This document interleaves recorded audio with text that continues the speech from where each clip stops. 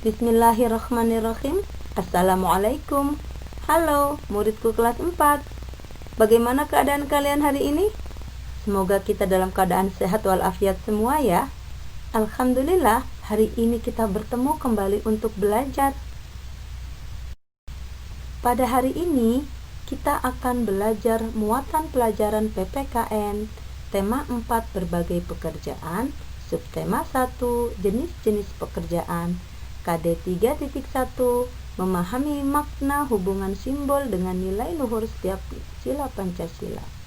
Tujuan pembelajarannya diharapkan setelah belajar insya Allah murid-murid dapat mengetahui bunyi dan lambang sila pertama Pancasila, menjelaskan cara menerapkan sila pertama Pancasila dalam kehidupan sehari-hari, dan dapat menganalisis masalah yang terkait dengan nilai-nilai yang terkandung dalam sila pertama Pancasila. Ayo kita simak videonya. Pancasila adalah dasar negara Indonesia. Oleh sebab itu, kita harus mengetahui arti dan makna dari setiap sila Pancasila. Pernyataan Pancasila sebagai dasar negara tertulis di dalam pembukaan Undang-Undang Dasar Negara Republik Indonesia tahun 1945. Kata Pancasila terdapat dalam Kitab Sutasoma karya Empu Tantular. Pancasila berasal dari bahasa Sanskerta. Panca artinya 5. Sila artinya dasar. Jadi Pancasila adalah 5 dasar yang dijadikan sebagai dasar negara oleh bangsa Indonesia. Pancasila memiliki 5 sila. Yang pertama, sila ketuhanan yang Maha Esa. Yang kedua, kemanusiaan yang adil dan beradab. Yang ketiga, persatuan Indonesia. Yang keempat, kerakyatan yang dipimpin oleh hikmat kebijaksanaan dalam permusyawaratan perwakilan. Dan yang kelima, keadilan sosial bagi seluruh rakyat Indonesia. Mari kita bahas sila pertama terlebih dahulu. Sila pertama pada Pancasila berlambang bintang emas. Sila pertama berbunyi ketuhanan yang Maha Esa. Maksudnya adalah ketuhanan jadi hal yang paling penting di Indonesia, sehingga ketuhanan yang Maha Esa dijadikan sebagai sila pertama. Sila pertama, ketuhanan yang Maha Esa, berarti kita sebagai bangsa Indonesia harus mengakui adanya Tuhan yang menciptakan semesta beserta isinya. Di Indonesia, masyarakatnya harus punya kepercayaan terhadap Tuhan dan masing-masing agama yang dianut. Dalam sila pertama mencakup nilai-nilai agama untuk mengatur hubungan negara dan agama. Nilai-nilai yang ada dalam Pancasila juga nggak boleh bertentangan dengan ajaran masing-masing agama. Dalam sila pertama ada harapan, yaitu dengan kita percaya kepada Tuhan, maka kita tidak akan menyakiti saudara sebangsa. Hal ini akan menciptakan kerukunan untuk bangsa Indonesia. Lalu, bagaimana cara menerapkan sila pertama Pancasila dalam kehidupan sehari-hari? Yuk, kita perhatikan slide selanjutnya. Penerapan sila pertama Pancasila. Kita sebagai umat Islam harus percaya kepada Allah Subhanahu wa Ta'ala, Allah yang Maha Esa. Kalau mempercayai adanya Allah, maka kita sudah menerapkan sila pertama. Menolak keberadaan Allah sama halnya dengan melanggar Pancasila dan Undang-Undang Dasar 1945. Dengan mempercayai adanya Allah, maka kita akan berhati-hati dalam menjalani kehidupan berbangsa dan bernegara. Yang kedua, melaksanakan kewajiban kepada Allah yang Maha Esa. Ketika sudah memeluk suatu agama, maka kita terikat untuk beriman dan bertakwa kepada Allah. Karena itu, kita harus menjalankan perintahnya dan menjauhi larangannya. Salah satunya adalah dengan menjalankan ibadah. Kita umat Islam, berarti kita harus menjalankan sholat 5 waktu.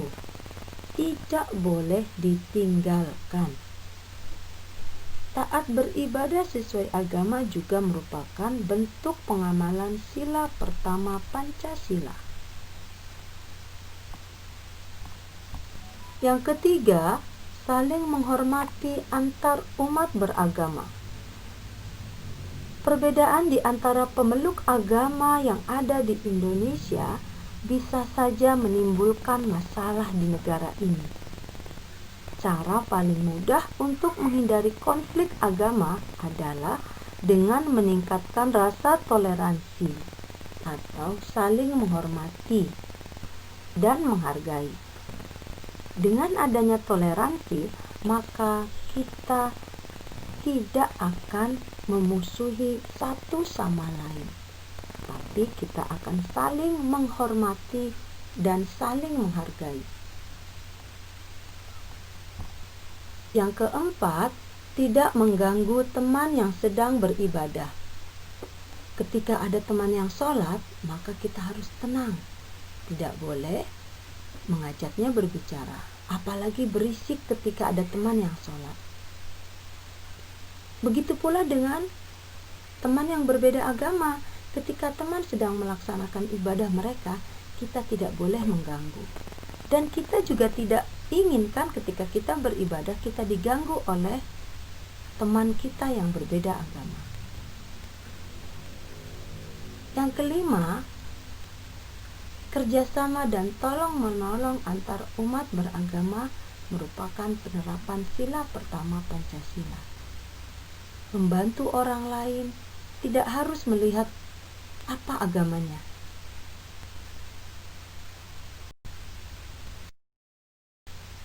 Sila pertama yang berbunyi ketuhanan yang Maha Esa ini disimbolkan dengan lambang bintang yang ditempatkan di tengah-tengah perisai yang tersemat di dada burung Garuda Pancasila.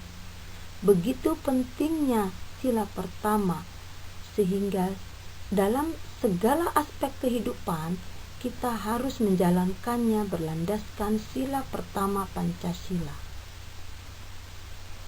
Salah satu wujud pengamalan sila pertama Pancasila adalah bersikap jujur. Apalagi kita sebagai umat Islam, kita jadikan Rasulullah sebagai teladan kita. Rasulullah itu manusia yang paling jujur, sehingga mendapat julukan Al-Amin. Bersikap jujur itu tidak merugikan. Justru dengan bersikap jujur, kita akan dipercaya dan disayangi orang tua, teman, guru. Bagaimana contoh bersikap jujur? Salah satunya dengan bercerita pengalaman kepada guru, teman, atau orang tua. Perhatikan slide berikut sebagai contoh sikap jujur. Seorang anak yang sedang bermain di lapangan, tiba-tiba bola yang dia tendang melambung dan mengenai seorang bapak. Dengan berani dan jujur dia menghampiri bapak tersebut dan mengakui kesalahan, memohon maaf. Dengan jujur dia menyampaikannya bahwa dia yang telah menendang bola sehingga bola itu mengenai bapak. Insya Allah bapak itu akan memaafkan dan senang dengan kejujuran anak tersebut. Kita juga sebagai umat Islam harus bersikap jujur. Ini sesuai dengan hadis riwayat Bukhari dan Muslim. Hendaknya kamu selalu jujur, karena kejujuran itu akan membawa kepada kebaikan, dan kebaikan itu akan membawa ke dalam surga. Coba pikirkan contoh sikap jujur lainnya. Alhamdulillahirabbil alamin. selesai pembahasan kita pada hari ini tentang sila pertama Pancasila.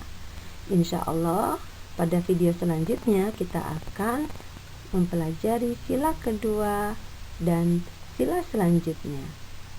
Terima kasih atas perhatiannya. Mohon maaf apabila ada kekurangan dalam penyampaian materi, dan tetap jaga kesehatan. Tetap semangat belajar. Wassalamualaikum warahmatullahi wabarakatuh.